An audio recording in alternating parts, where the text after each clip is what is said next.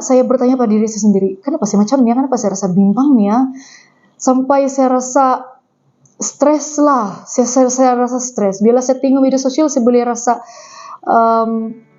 anxiety, panic attack saya pandai datang tiba-tiba.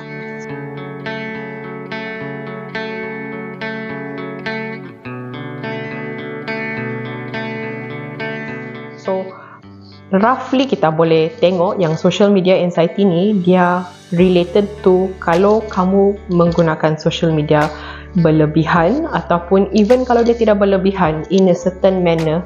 Mungkin kalau kerja kamu memang bertemahkan mesti mengguna social media. Contohnya kita ada the term influencer sekarang, kita ada macam even politician kita sekarang pun guna it as a way to macam campaign kan.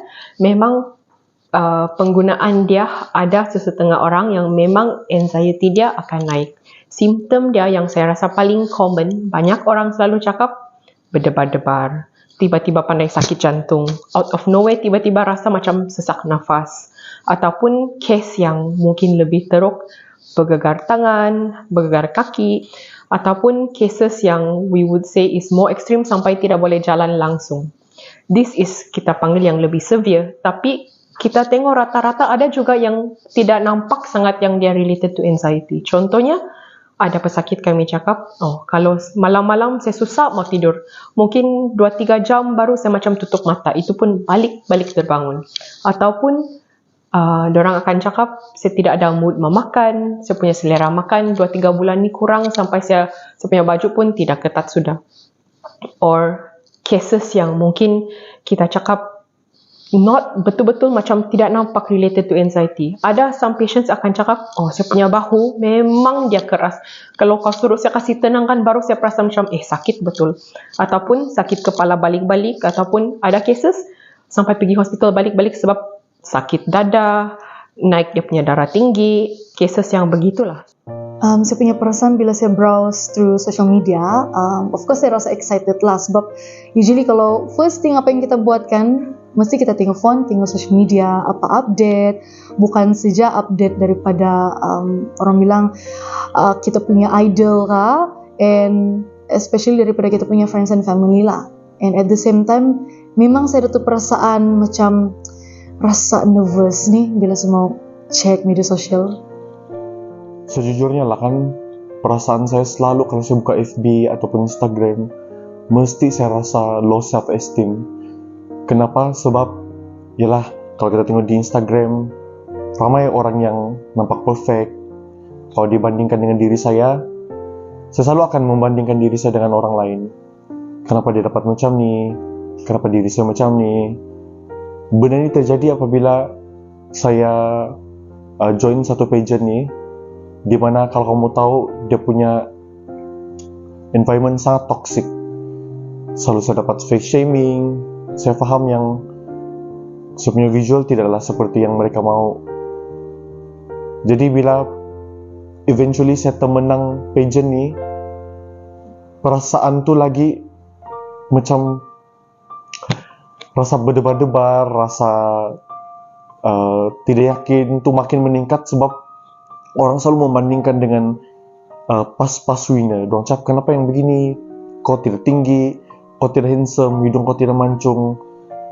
Itu satu. Kedua pula, yang paling saya rasa takut apabila saya nampak macam family, diorang post diorang punya activity di media sosial.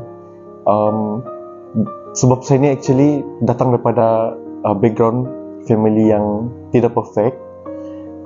Jadi dari kecil lagi saya tidak dapat rasa apa yang mereka rasa seperti dalam media sosial tersebut. Jadi bila saya nampak tu saya akan rasa macam sedih, rasa macam jealous pun ada sebab saya tidak dapat rasa, tidak mampu pun rasa. Even sampai sekarang saya tidak dapat rasa seperti apa yang mereka rasa. Dan bila start sejak PKP ni kan, kita lebih gunakan media sosial. Kalau di rumah pun media sosial saja, kita scroll, kita update, semua tengok media sosial.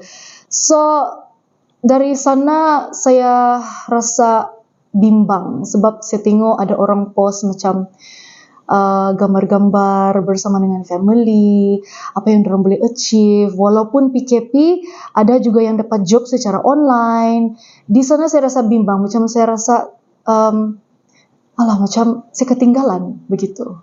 What I would suggest kalau betul-betul something yang spesifik macam social media anxiety, kita selalu sarankan even for parents dengan budak kecil, kita selalu cakap kita bagi limit lah, cut off kalau orang mau tengok social media ni. I feel like kalau kita as adults letak limit, contohnya macam 1 hari social media time 1-2 jam pun saya rasa cukup sudah. Even though mungkin ada sesetengah yang akan rasa macam dia buat dia ketinggalan, dia buat dia macam cannot catch up with certain things, still it's good lah, sebab kalau at a certain point social media tu lebih banyak kesan buruk, better untuk take time out lah.